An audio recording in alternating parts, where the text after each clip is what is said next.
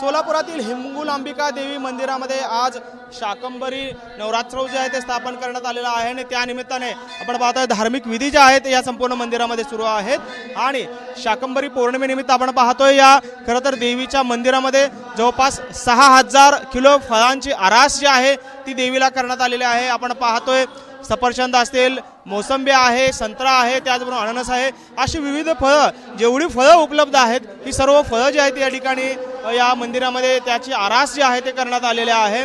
खरं तर शाकंभरी देवी ही मूळची पाकिस्तानातल्या बलुचिस्तानची आहे आणि तिचा मोठा इतिहास जो आहे तो या ठिकाणी सांगितला जातो आणि या आपण पाहतो या देवीचं संपूर्ण रूपडा आहे, संपूर्ण फळांची आरास जी आहे ती या देवीला करण्यात आल्याचं देखील आपल्याला पाहायला मिळतंय।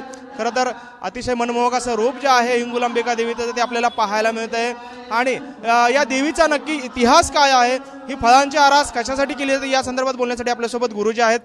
गुरुजी काय सांगाल, काय देवीचा इतिहास आहे, कशासाठी हा संपूर्ण आरास जी आहे ती फळांची केली जाते, काय इतिहास आहे? मी हिंगुलांबिका मंदिर पुजारी संजय तुकाराम अंतटे।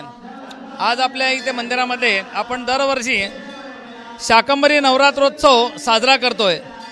आज आपल्या मंदिरामध्ये आपण देवीचं ज्या वेळेला जनलोकांमध्ये दुष्काळ पडला होता त्यावेळेला देवीने स्वतःच्या अंगावरती शाकभाजी आणि फळं फुलं उत्पन्न करून लोकांचं भरणपोषण केलं होतं।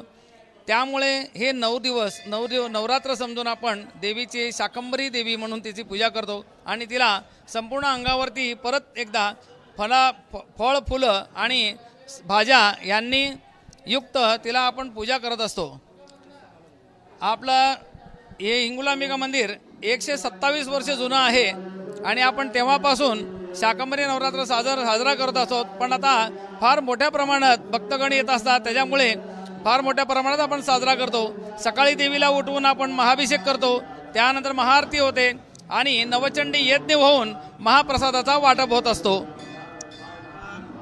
मला सांगा, कारण ही मोठी आरास जी आहे ती फळांची केलेली आहे, किती फळांची आरास केलेली आहे, कशा पद्धतीचे सगळे हे उत्सव आहे? हे आरास जे आहेत ना, फळं जे वापरले ते 6.5 ते 7 टन वापरलेत आणि ऊस जे वापरले 3.5 टन वापरले आणि फुलं वापरलेत 6 ते 7 टन या पद्धतीने आरास केलेला आहे। आणि आता होमानंतर महाप्रसादाचा भक्तांनी लाभ घ्यावा ही माझी नम्र विनंती।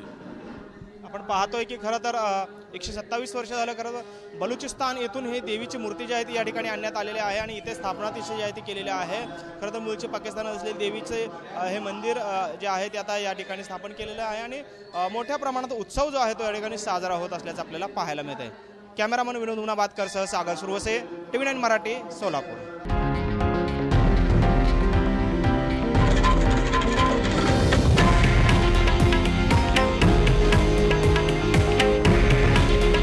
हे आहे देशातील नंबर 1 न्यूज नेटवर्क आणि आपण पाहत आहात TV9 मराठी। काळजी तुमची, हित महाराष्ट्राचं।